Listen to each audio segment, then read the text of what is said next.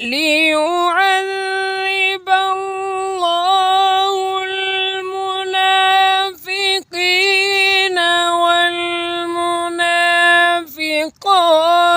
والمشركين والمشركات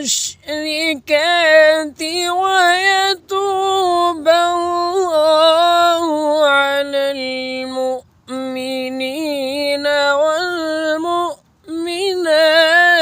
وكان الله غفورا رحيما.